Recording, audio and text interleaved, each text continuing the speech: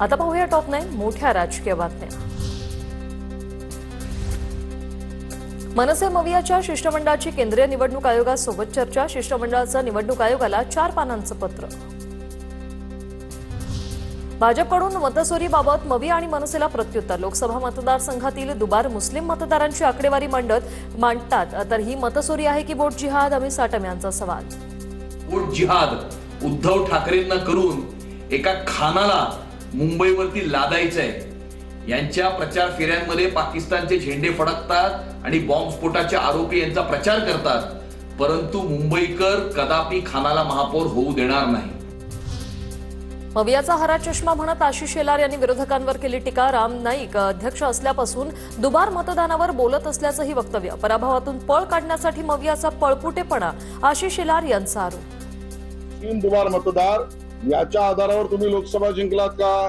निवडणुकीच्या पराभवाचा पळ काढण्यासाठी मित्रुभाई आणि पळपुटेपणा हा राज ठाकरेंच्या पक्षाचा, उद्धव ठाकरेंच्या पक्षाचा आणि महाराष्ट्र विकास आघाडीचा आहे। मतदार याद्यांबाबत कुठल्याही धर्माचा विचार नाही, शेलारांनी कबुली दिल्यानं धन्यवाद। बाळा नांदगावकर यांचा टोला, तर शेलारांवर कारवाई करा। नितीन राऊतांचं निवडणूक आयोगाला पत्र।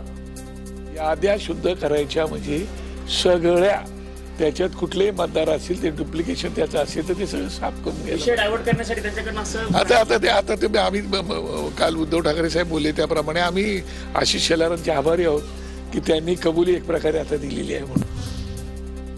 मतदार नोंदणीची मुदत 1 जुलै 2025 नाही तर 1 ऑक्टोबर 2024। माहीमच्या रुपिका सिंग हायकोर्टात याचिकेवर सुनावणी सुरू। आयोगाकडून 1 जुलै 2025 कट ऑफ डेट असल्याचा दावा। 9 राज्य आणि 3 केंद्रशासित प्रदेशांमध्ये मतदार याद्यांची एसआर मोहीम आजपासून सुरू। 7 फेब्रुवारी 2026 पर्यंत प्रक्रिया पूर्ण केली जाणार। 51 कोटी मतदारांची फेरतपासणी होणार।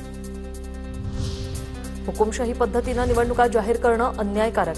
जिंकण्यासाठी स्ट्रॅटेजी आखून लोकशाही पद्धतीला डावलून निवडणुका घेण्याचा डाव, शशिकांत शिंदे यांची टीका।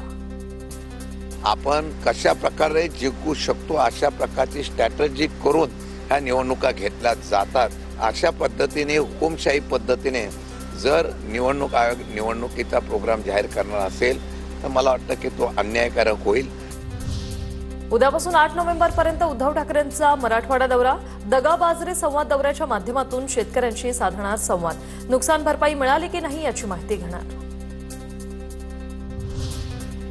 बारामती नगराध्यक्षपदासाठी अजित पवारांचे चिरंजीव जय पवार यांचं नाव चर्चेत। बारामती नगराध्यक्षपदासाठी सर्वसाधारण प्रवर्गाचं आरक्षण तर पक्षातील नाराजी टाळण्यासाठी अजित पवार जय पवारांचं नाव पुढे करण्याची शक्यता।